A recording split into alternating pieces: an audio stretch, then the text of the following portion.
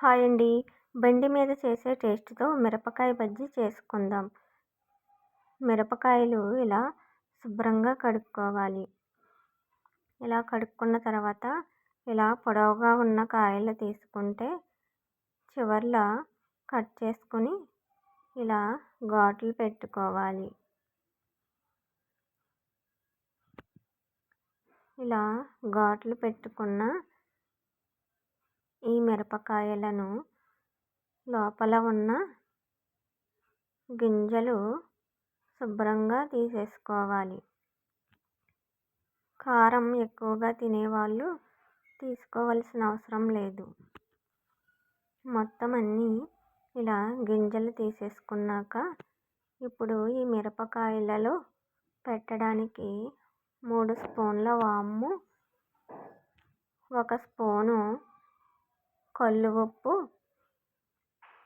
రోటిలో వేసుకొని ఇలా దంచుకోవాలి.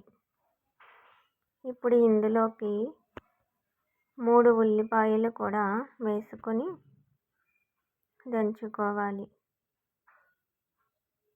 ఇలా నలిగిన తర్వాత ఒక ప్లేట్లోకి తీసుకోవాలి. ఇప్పుడు ఈ ఉల్లిపాయ వాము పేస్ట్ని ఈ మిరపకాయల్లోకి ఇలా పెట్టుకోవాలి.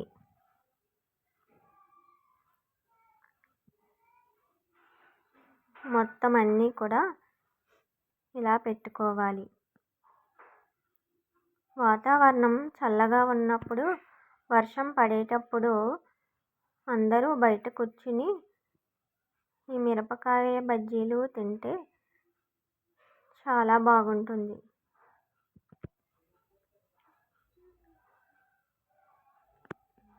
ఇప్పుడు ఇవన్నీ ఇలా పెట్టుకున్న తర్వాత పిండిని సిద్ధం చేసుకుందాం.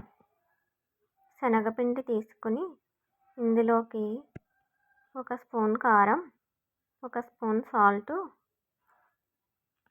కొద్దిగా అల్లం వెల్లుల్లి పేస్టు, చిటికెడు వంట సోడా కూడా వేసుకోవాలి.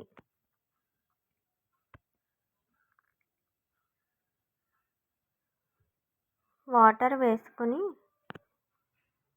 పిండిని బాగా గట్టిగా కాకుండా పలుచగా కాకుండా కలుపుకోవాలి.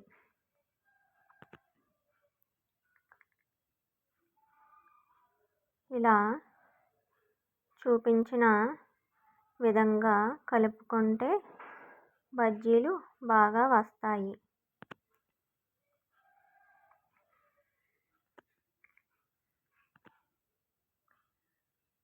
ఇప్పుడు స్టవ్ ఆన్ చేసుకొని ప్యాన్ పెట్టుకొని డీప్ ఫ్రైకి సరిపడే ఆయిల్ వేసుకోవాలి.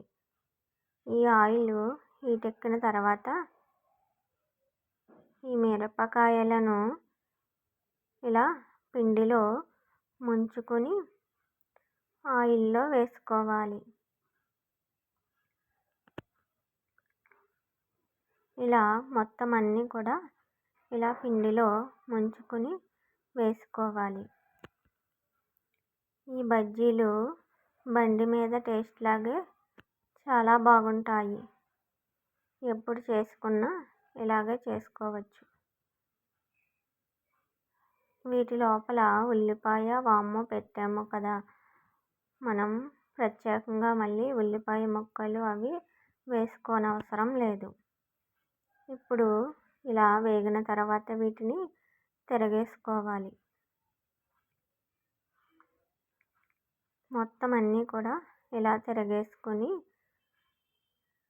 గోల్డ్ కలర్లోకి వచ్చేలాగా వేయించుకోవాలి. ఇలా వేగిన తర్వాత ఒక ప్లేట్లోకి తీసుకోవాలి.